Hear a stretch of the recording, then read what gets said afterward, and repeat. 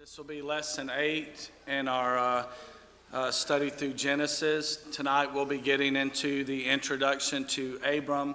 We'll be studying him for about a month or so solid on stories dealing with Abram, who eventually will be Abraham. Tonight we'll be doing chapter 11, starting at verse 26, and then we'll be going through chapter 12 and verse 9.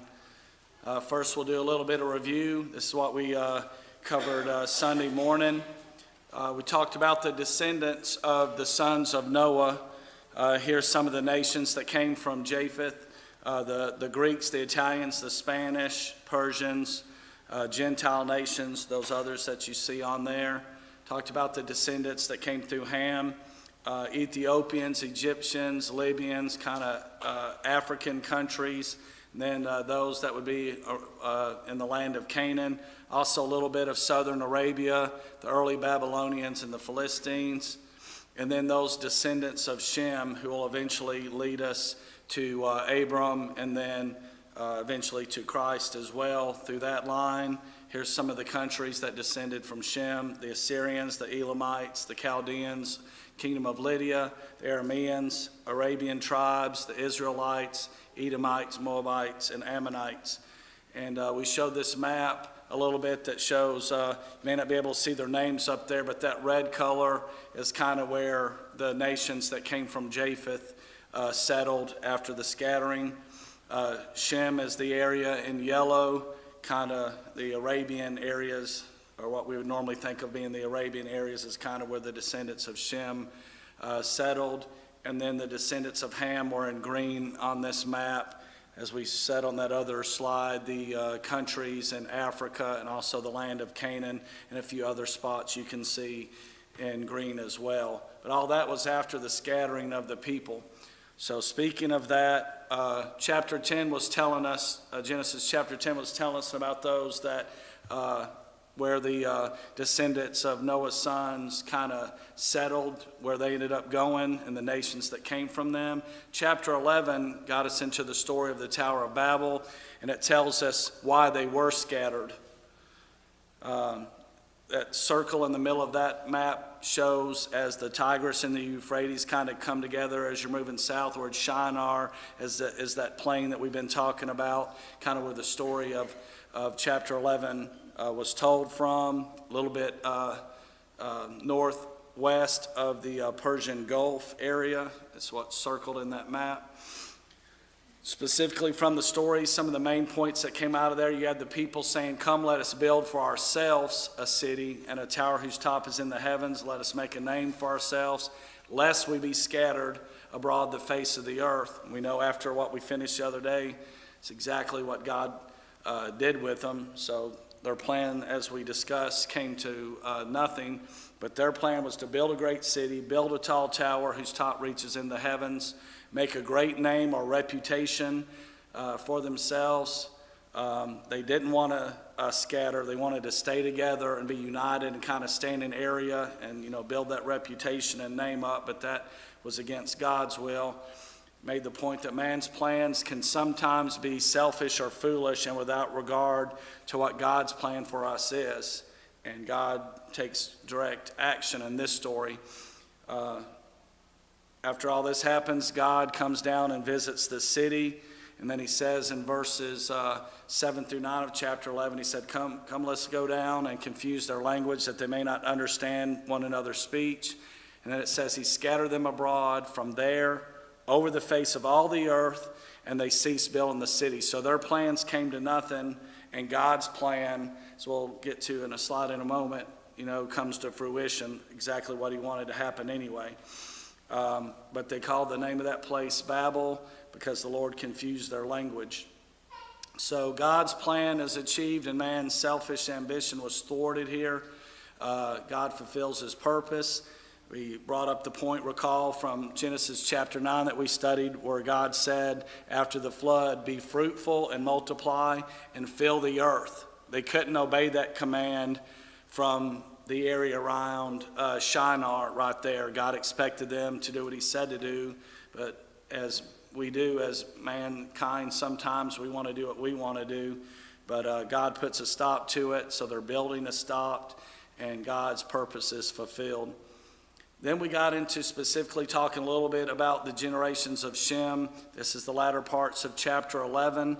And if you see the little blue comment, as these are review slides, except for I had a mistake in my slides from the other day that I realized after I sat down, and I'm bringing it up here. I don't know if anybody noticed that, but we try to use some of these slides in the future. If y'all ever see a mistake or something on here, just let me know and say that's an error you have on there, and I'll try to make a note so that I can fix it when these slides may be used by somebody else in the future. But we talked about this time of the Tower of Babel. This story, it was said, happened in the life of Peleg in 10 and verse 25, and I had down 101 to 239 years after the flood. My error is that it was 101 years after the flood, so I had the first right number, but I should have added Peleg's lifespan to the 101 after the flood, so it should have been from 101 to 340 years after the flood is what was there, because he lived for 239 years. So if you add that to the points that were here, from Arphaxad to Selah to Eber down to Peleg, you add those years together, there's the 101 years after the flood. That's right out of the scriptures. It says it happened in his lifetime. Didn't tell us what year, but you know how long he lived, so you know the range of time that it happened in there. And as I was discussing with Mr. Wheeler after class, he came over and made this point, and I kind of had thought about this myself even before I had the years messed up in here. It means Noah would have still been living before the scattering of the people happened. He would have still been alive no matter where it was in that year, because this 340 after the flood, Noah lived 350 years after the flood. So just not necessarily super important points, but just some points that maybe if you like playing with numbers. And again, the numbers that I have here is not me guessing. These are right out of the scriptures. They're about those years. So kind of tells us about when it happened, but not specifically. A lot of times the story gives generic information because it's not important, maybe what we wonder about sometimes, so it doesn't always give us a specific. Moving on, just some of the descendants after Peleg, Ru, then Serug, then Nahor, who's the grandfather of Abram, and just bringing again that Shem's line is leading us to Abram, who we start studying tonight, and eventually Jesus. And then we talked about, notice how after the flood, how the lifespan of man immediately starts taking a nosedive, and even more specifically after the time of the scattering of the people that we just studied. You can see that after Peleg right there. We really start dwindling down even a lot more. And by the time we get to Abram, we had men living over 900 years as recorded in early Genesis. But by the time we get to Abram in tonight's lesson, and we'll be studying him for the next several chapters, he lives to be 175. So the lifespan of man has really gone down here by the time after the flood and after the scattering of the people. Similar information that I just gave. Then we get to Nahor. It says Nahor begot Terah. That's Abraham's father, and that gets us to where we are tonight. And we'll finish up chapter 11 and get into 12. Any comments from last class before we begin the information on Abram tonight?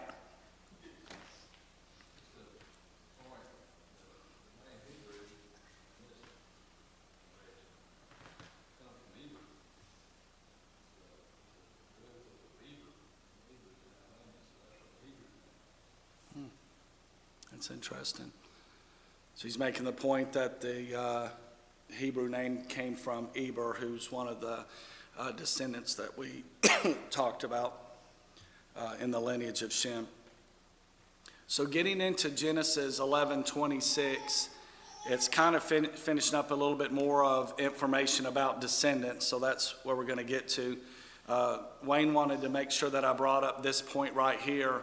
If you go back to where we started in January, in early February, we started talking about the creation story. Then Wayne finished all of those lessons. Then we got into talking about the flood. And then last class, third period, we talked about scattering of the people. Well, now going into chapter 12 and then all the way through Genesis 50. Now we're talking about the period of the patriarchs, or father rule.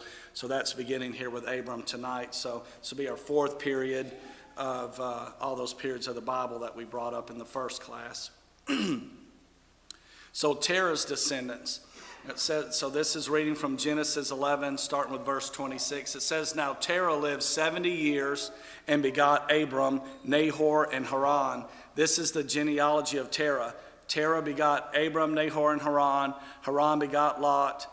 And Haran died before his father Terah in his native land in the Ur of Chaldeans. Then Abram and Nahor took wives. The name of Abram's wife was Sarai, and the name of Nahor's wife, Milcah, the daughter of Haran, the father of Milcah, and the father of Iscah. Verse 30, "But Sarah was barren, she had no child." Verse 31, "And Terah took his son Abram and his grandson Lot, the son of Haran, and his daughter-in-law Sarai, his son Abram's wife, and they went out with them from Ur of the Chaldeans to go to the land of Canaan, and they came to Haran and dwelt there. So the days of Terah were 205 years, and Terah died in Haran." So let's discuss a few of these facts here, going over what we just read. Terah starts having children at the age of 70. We just read that in 11:26. Abram is listed first based on his importance to the Israelites in the story that we all know the story of today, but not because he was the firstborn. And we're going to get more in detail on that as I get into some further slides. But really, here's another example of where the Bible sometimes is very generic, where it says Terah started, or it says Terah had children, and it lists the children, and it lists the age when he started having children. That didn't mean that he had triplets when he was age 70, and we'll know by the biblical record kind of why we're saying Abram wasn't the firstborn and couldn't have been born when Terah was 70, and it never really said that here. But if you just read the generic and move on, that's what you would be thinking. That's what I would be thinking as well. But we'll make some more points on that and give some biblical reasons for why Abram wasn't one of them that was born when Terah was 70. We'll make that point in just a few moments, so just bear with me on that. But about Abram, God will change his name to Abraham a little bit later. We'll get to that in a few weeks. Genesis 17:5, he'll be called Abraham, and he's going to have that name changed because he's going to be considered the father of nations. Nahor, that is not obviously the Nahor that begot Terah. It's just as we do in this day. Sometimes a child's named after a father or grandfather. This Nahor, the son of Terah, has the same name as his grandfather, who was Sarug's son. And then Haran dies in the Ur of Chaldeans prior to Terah and Abraham's journey that we're going to get into talking about here. Actually, that was started to be talked about at the end of 11, but then we get into more of the story in chapter 12. This one son dies before that journey takes place. So there's three sons there, Abram, Nahor, and Haran. Abram, we'll discuss a little bit later, can't be the firstborn when his father was 70, but we'll get more into that later. But these are the three sons. Goes on to talk about Terah's descendants, Abram and Nahor, taking wives, and it says Abraham took Sarai for his wife. We're told in Genesis chapter 20 a little bit later that this is his half-sister. You see right there, I have the verse written down, but indeed, he says, "She's truly my sister. She's the daughter of my father, but not the daughter of my mother, and she became my wife." So it was his half-sister, it becomes his wife. It describes her as being barren, but we know from this story very well that God's going to change that. And there's a lesson in there that we're not going to really get into right now, but we need to remember in all these different things that God is in control. You know, we need to have faith that God is going to take care of us. And so her situation is changed later. It becomes a very main story in the biblical record.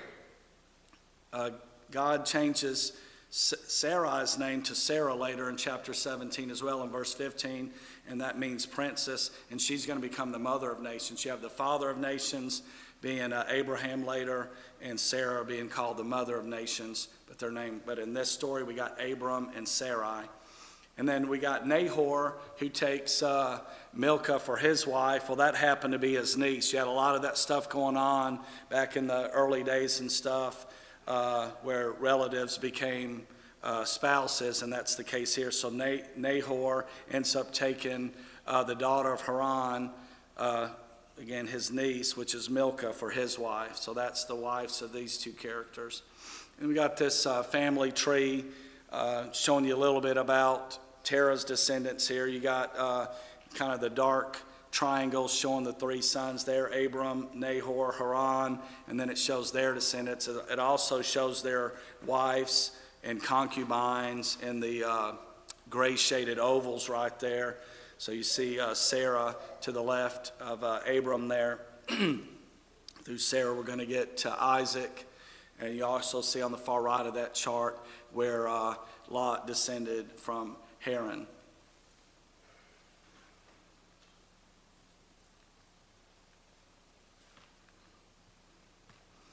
Okay, so let's get into this travel. This is still the verses we read at the end of chapter 11 right here. So the travel from Ur to Haran.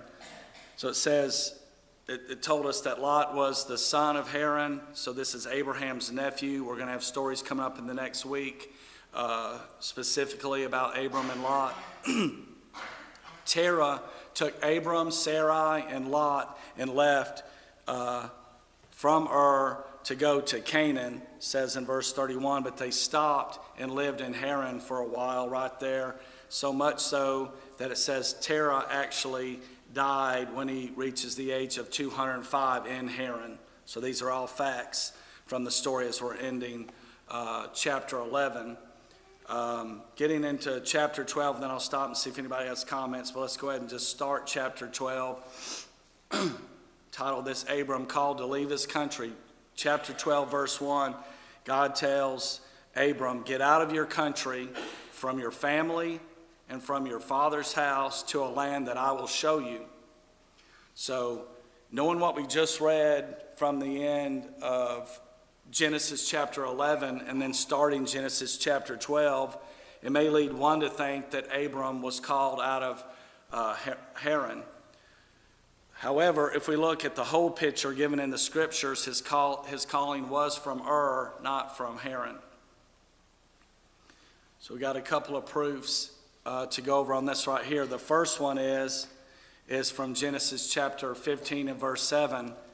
God reminds Abram that he brought him out of Ur. It says in verse 7 of chapter 15, then God said to him, or then he said to him, I am the Lord who brought you out of Ur of the Chaldeans to give you this land to inherit it. So his calling, God tells him, he's reminding him, your calling was from Ur.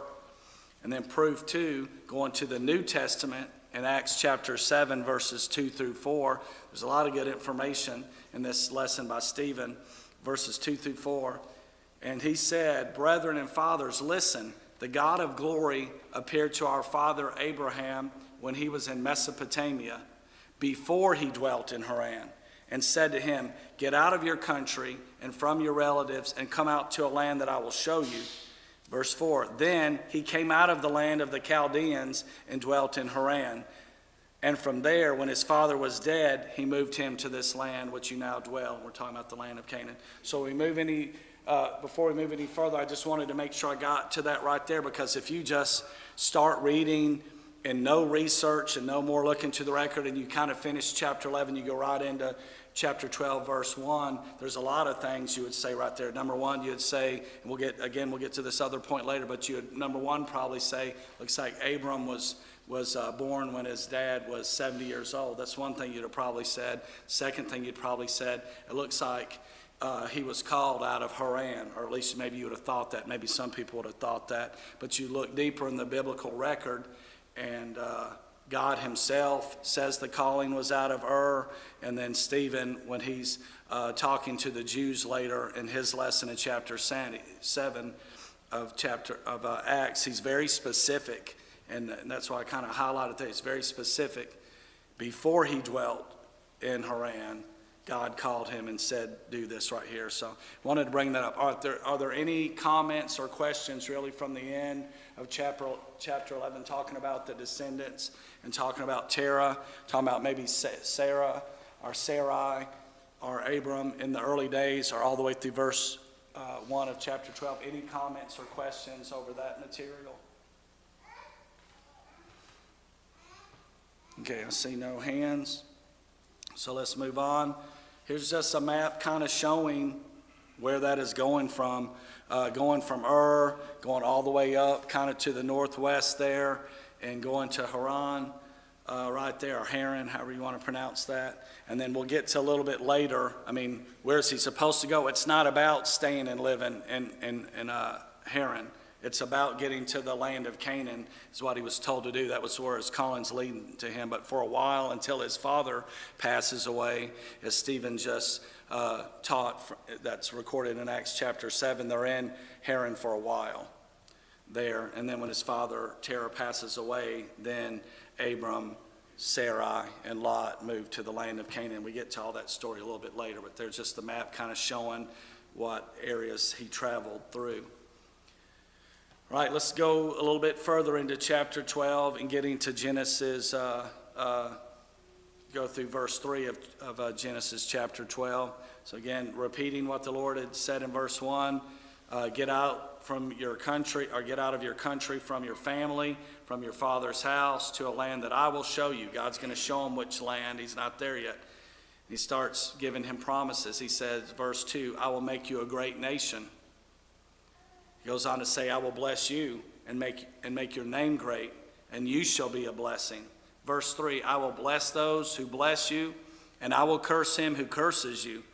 And then one of the most important recording of a verse in our lives to this day right here, and in you all the families of the earth shall be blessed. And we'll dive deeper into all these in just a moment. Continue on in verses 4 and 5. So Abram departed as the Lord had spoken to him, and Lot went with him. And Abram was 75 years old when he departed from Haran. There's another fact we have on age here.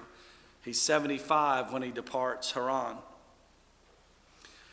Then Abram took Sarai his wife, and Lot his brother's son, and all their possessions that they had gathered, and the people whom they acquired in Haran.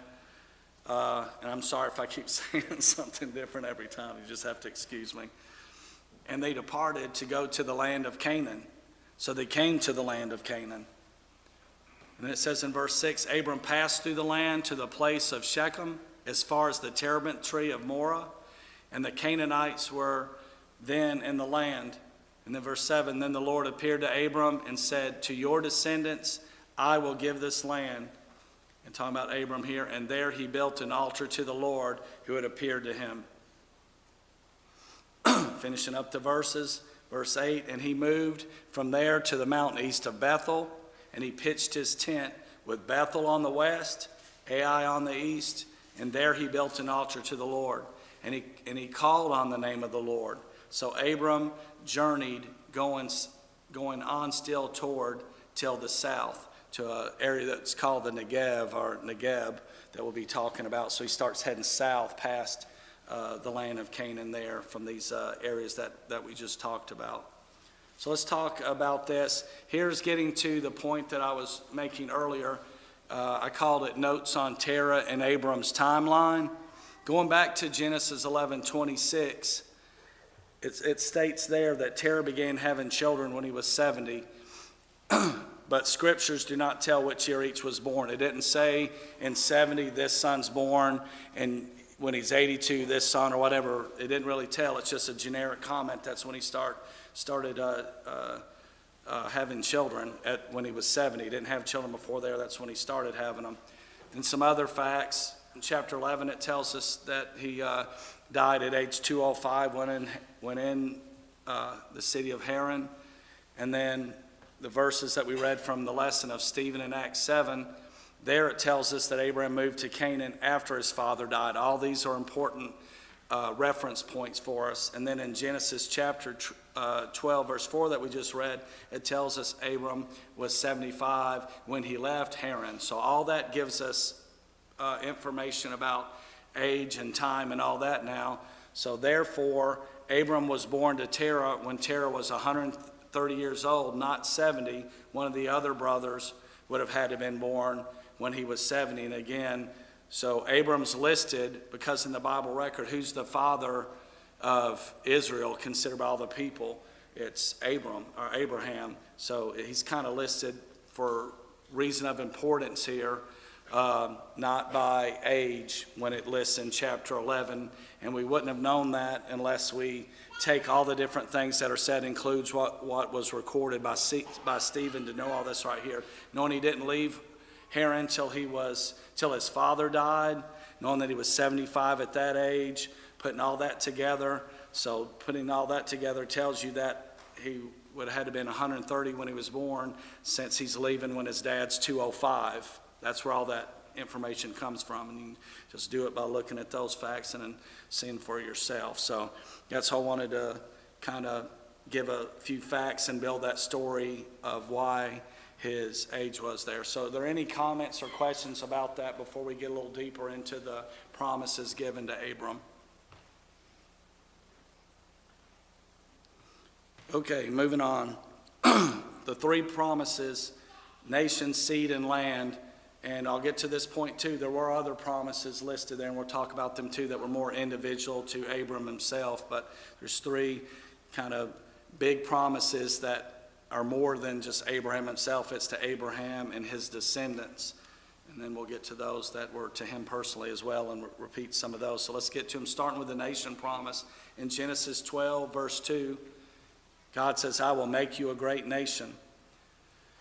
This is why I put this is why, like it's the only reason, but this is one of the main reasons why God separated to do his own plan, what God wanted. He wanted him to be separated from his family and all those different branches and chains of his family in Ur of the Chaldeans. He wanted a distinct nation that came from Abram, that didn't come from all these other peoples.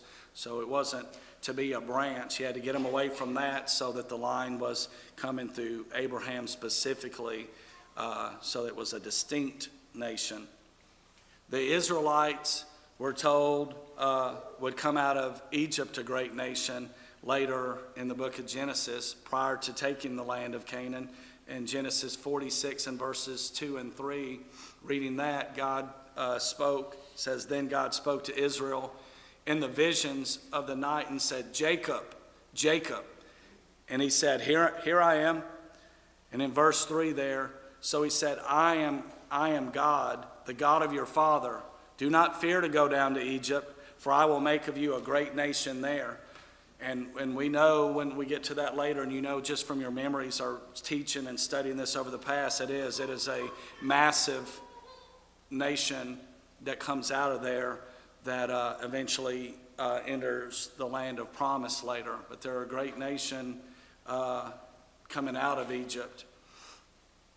Then you have the seed promise, which is a spiritual blessing to all families, as we'll recount right here again. Genesis 12 and verse 3.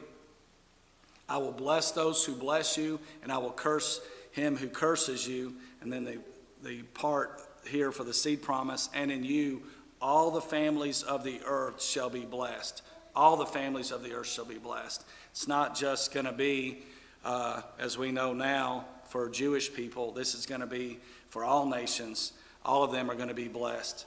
And just a reminder, going back to what Wayne taught, I guess a few weeks now, going back all the way back to Genesis chapter 3 and verse 15, when the punishments were be given. This verse was when God was handing down the punishment to the serpent.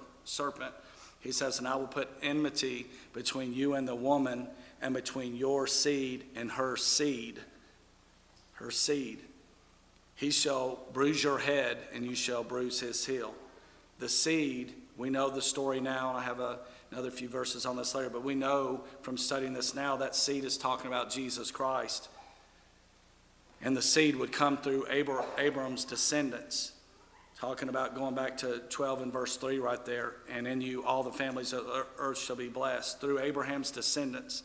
And it would bring salvation to all families, providing a death blow to Satan. So these verses are closely wound together to explain the seed promise.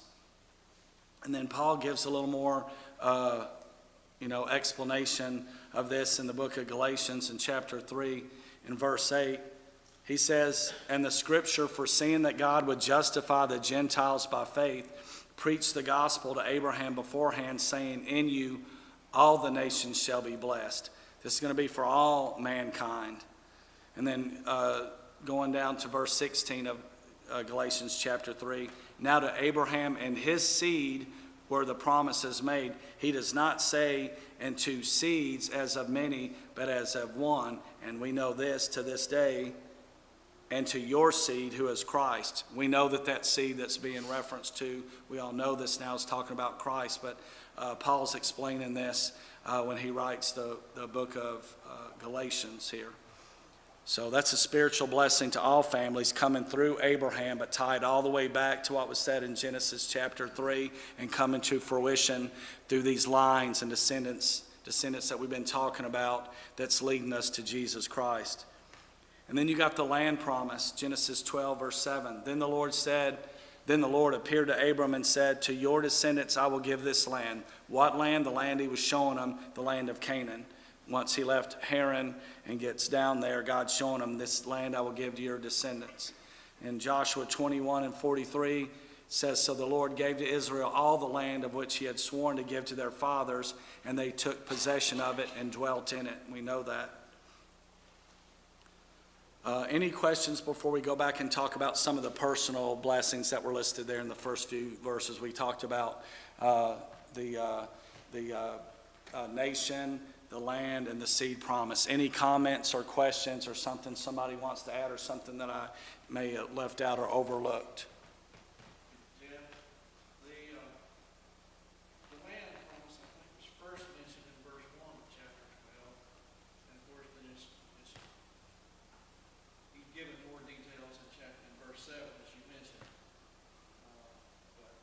Correct.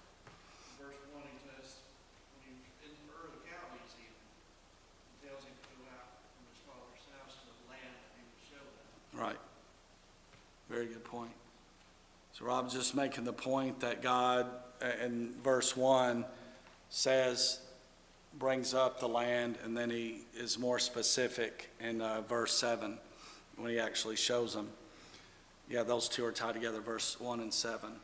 Okay, let's talk a little bit about the personal blessings that were listed in the first few verses there for Abraham specifically. Abraham would be blessed materially and spiritually. In verse 2, God says, I will bless you.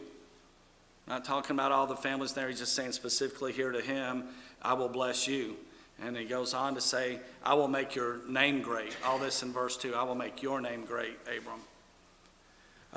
Other men would be blessed or cursed. How about that? God's saying men would be blessed or cursed just based on how they dealt with Abram. It's kind of a main, or just a big blessing from God right there, how men treated him. God was going to react to those men based on people are not treating you correctly, they're cursing you. I'm going to take care of those people and punish them pretty much. I'm going to take care of how they're treating you. And when people are blessing you the way that they should and what I have you doing, then those people are going to be blessed. That's pretty amazing blessings that were thrown on him. So Abraham leaves Haran and arrives in Canaan as described down in verses 4 through 7. Abraham, Sarai, and Lot leave Haran. Abram is 75 years old. They take all of their possessions that they accumulated there. They take all the people that they acquired, servants and all that they acquired there and built. And we'll know some of that because when they get down very far, they talk about quite a few, right? It's not just like the three people were talked about. We'll end up seeing that there's quite a few others that they had acquired while their time was in Haran. They arrive in Canaan. He stops at Shechem. He receives the land promise there. he's shown with his own eyes this land. Here it is, the land of Canaan that you're in now. This land is the land that I'm giving your descendants. And then just an amazing thing that we see in these last few verses in tonight's lesson. How does Abram react to all this? He builds an altar to the Lord and worships God. You know, he has such respect for God. Then in the last few verses of tonight's lesson, 8 and 9, it says after that he travels to the mountain east of Bethel, and then he pitches his tent between Bethel to his west, Ai to the east. He's right kind of in the middle of those two places.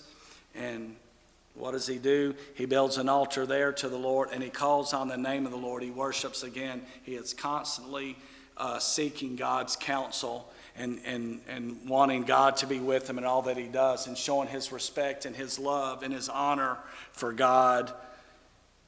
No matter that he was pulled away from the country that he was pulled to, he constantly shows honor and respect to God. And that ought to be a lesson for us. You know, it's the answer to that lesson for us. Yes, we ought to constantly seeking God's counsel through prayer and making our decisions, learning from the Tower of Babel as well, from that story, seeking God's counsel and regarding what God may want us to do in our lives, instead of us just jumping out there and doing whatever we want because it seems like it would be good in our own minds, but leaving God out of the picture. You see, Abram's not that kind of person. Then it finishes up there in verse 9 saying that he moves down to the south, or starts heading down to the south of the Negev. So that this map is just merely kind of the left part of the map is showing the land of Canaan, where he went down there. It's blown up a little bit to the far left of the picture, showing you Shechem, and then moving south from there, pitching his tent between Bethel and Ai, and then going south of there, heading down to the Negev. Here kind of blows up in this map, Bethel and Ai a little bit, kind of showing, you know, his way of moving down from Shechem to that area, and just kind of showing you a little bit more of that path. This map here kind of shows you as moving south, just the Negev is this southern area of that region. And Wayne, I don't know if you remember this picture, or if it's from Trent or Rebecca. I don't have it. I just included it because it was here. I don't know, since it was after this slide, if this was a picture of modern day where the Negev would be or whatever. I didn't really have any notes on it, but I didn't delete it. But who knows? Didn't mean to put you on the spot, but I just decided not to delete that. We don't have much time to finish up. We'll just make a few more comments on this, and we may review just a little bit more as we continue the story Sunday morning as we're moving further along. End of chapter 12, so if you want to read any ahead, finish up reading some in Genesis chapter 12, and also read chapters 13 and 14. That will be the story, Lord willing, that we'll get to Sunday morning. But Hebrews 11, 8 through 10, by faith, is, you know, one of the greatest people of faith that we think about. We're probably thinking about Abraham almost every time when we're talking about a great character that showed faith. But by faith, Abraham obeyed when he was called to go out to the place which he would receive as an inheritance. And he went out, not knowing where he was going. By faith, he dwelt in the land of promise, as in a foreign country, dwelling in tents with Isaac and Jacob, the heirs with him of the same promise. For he waited for the city which has foundations, whose builder and maker is God. Abram is proposed to us in the scriptures as a pattern of faith, patience, and loving obedience. When he received the call of God, he spent no time in useless reasonings about the call, his family, the circumstances, how hard it would be, all of that stuff. He was called and he goes. That's our lesson. God wanted him to do something and he goes. He doesn't argue. So, question for us, do we hesitate or make excuses to obey God's commands today? Abram knew that earth could afford no permanent residence for an immortal mind, and he looked for that heavenly building of which God is the architect and owner. In a word, he lost sight of the earth so that he might keep heaven in his view. So he was seeing the bigger picture. Sometimes that's another good lesson. We get lost in the daily things that are going on, and we ought to have our sights on heaven. What about our faith? Are we focused on heaven or on earth? So that's a thought question as we move forward. I'll do a couple more of these review slides as we start and kick off class Sunday morning, then we'll move right into finishing chapter 12, 13, and 14. We'll just end there for tonight. Thank you for your attention. Good evening. If you would, open your Bibles to Matthew chapter 13. Matthew chapter 13.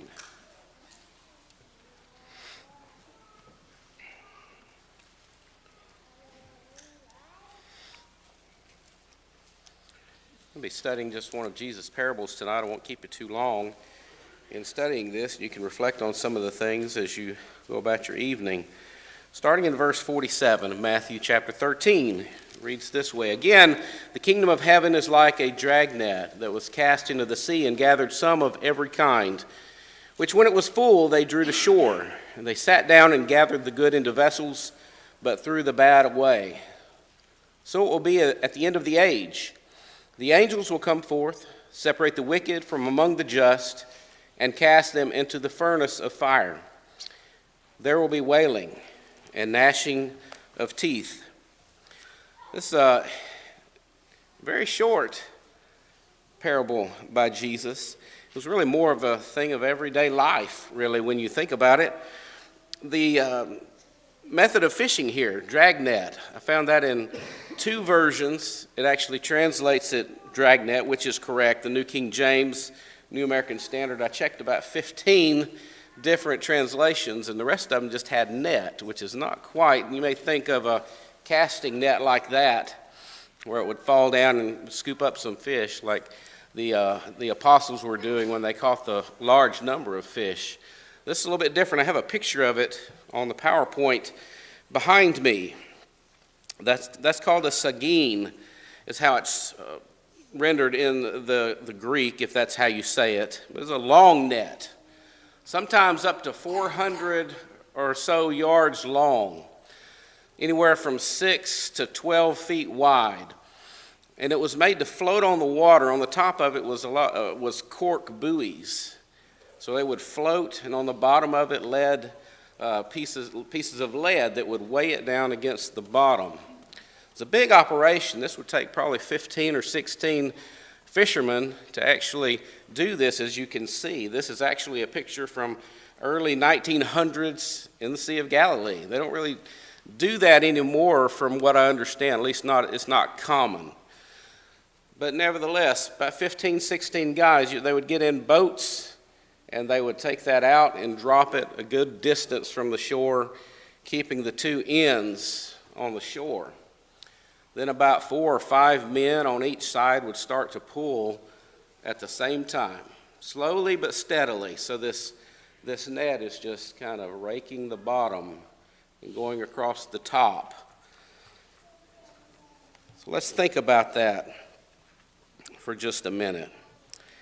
Of course, it'd be a common practice to see on the shores of Galilee, especially in Jesus' day. Peter and Andrew probably took part in this quite often. Once the fish were gotten in, they kept the good alive for transport, and then the bad, the ones that they didn't need, the ones that wouldn't sell, they would throw them away. The point is there was a separation there between what was good and what was bad at the end of things. Verse 49, it says, so it will be at the end of the age, the angels will come forth and take out the wicked from among the righteous. That's what Jesus is focusing on in this parable, the separating process that goes on the shore. And he takes that and puts it into a spiritual light for us at the end of our time. The angels are going to come forth, and they're going to take the wicked from among the righteous. So we will be separated from one another in that way. Obedient and disobedient people exist together for now, but that time of separation is going to come. You know what everyday people, you or me, we can't necessarily see God's net moving through life. It's kind of the direction I want to go with it tonight. We can't see his net. Think about the fish in the dragnet as that thing is being slowly pulled in. Imagine yourself being a fish. That's kind of a funny thing to think about. I don't know what fish think about.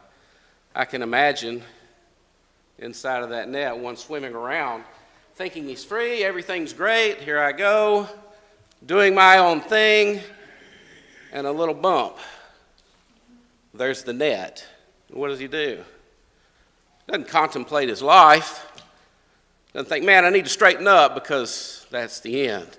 No, he darts off where there's freedom, and he can do what he wants a little bit longer. He's going to bump into it again, and he's going to bump into it again. Can't see the net. It's getting smaller. He's running out of room. There's less and less space. And soon the other side of the net comes up on him. There's no escape. The only thing left is to be separated. He's either good or he's bad. That's the way it is with us. As I've said, God's dragnet is invisible. We don't know when the end of our life is going to be, or when Jesus is going to return. Those things are kept a secret from us. When we're confronted with the gospel, what do? We either respond and we serve, or we dart away.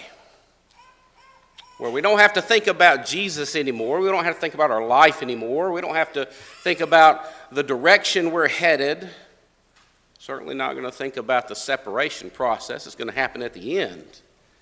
No, we're going to stop thinking about that. We're going to start doing everyday life things and get away from those types of thoughts.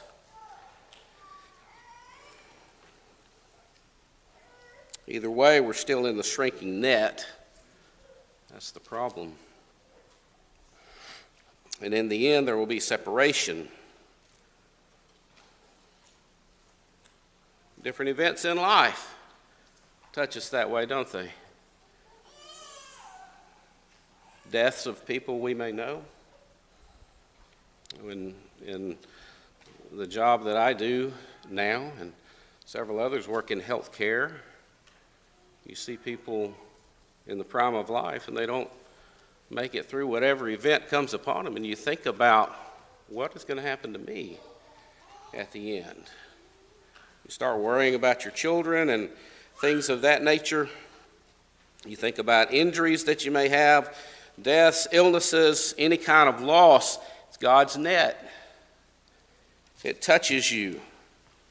And you think about things. That's what Solomon said. Ecclesiastes chapter 7. A good name is better than precious ointment in the day of death, the day of one's birth. Better to go into the house of mourning than to the house of feasting, for that is the end of all men, and the living will take it to heart. Sorrow is better than laughter, for by a sad countenance the heart is made better. The heart of the wise is in the house of mourning, but the heart of fools is in the house of mirth. Those events are supposed to make us think about where we are, what we're doing, and where we're going in the end. God's net is moving. It's moving through now, gathering people for judgment. You ever think about that? Each day we live, we are being gathered closer to shore by God's dragnet. We have less and less time every day. Are we getting things right? Are we worried about where we're going, concerned enough to make a change? Look at John chapter 5. John chapter 5, verse 25. Most assuredly I say to you, the hour is coming, and now is, when the dead will hear the voice of the Son of God, and those who hear will live. For as the Father has life in himself, so he has granted the Son to have life in himself, and has given him authority to execute judgment also, because he is the Son of Man. Do not marvel at this, for the hour is coming in which all who are in the graves will hear his voice and come forth, those who have done good to the resurrection of life, and those who have done evil to the resurrection of condemnation. Back to our text in Matthew chapter 13 and verse 50, Jesus says, "And will throw them into the furnace of fire. In that place there will be weeping and gnashing of teeth." Man, if any doctrine could be wished away, I'd say by any of us, it would be the doctrine of hell. It's not pleasant to think about, but we simply can't wish it away. Jesus taught more than anybody about hell. There's no doubt that there is a place of eternal punishment, a place to be avoided, a place of extreme punishment, a place of eternal darkness. So what do we do about it? You're confronted with God's net. Be obedient to his word. He has a will for us. It's a way that he wants us to follow. That way involves the sacrifice of Jesus Christ and our obedience in following the plan for our saving that he has set into action. Have you been baptized into Christ? There may be one here who needs to do just that. Maybe it is that you've been thinking about it, and God's net hits you and you think about it some more. Don't let it get you all the way to shore. Obey him now. Have faith in Jesus. Have faith in his sacrifice. Confess his name, not only now, but from here on, the rest of your life. Turn from your prior ways and be baptized. Be immersed in water. That's where you take part in Jesus' sacrifice. Killing the old man, being buried in baptism, and being raised to walk in newness of life. If you haven't done these things, make your life right tonight while we stand and while we sing together.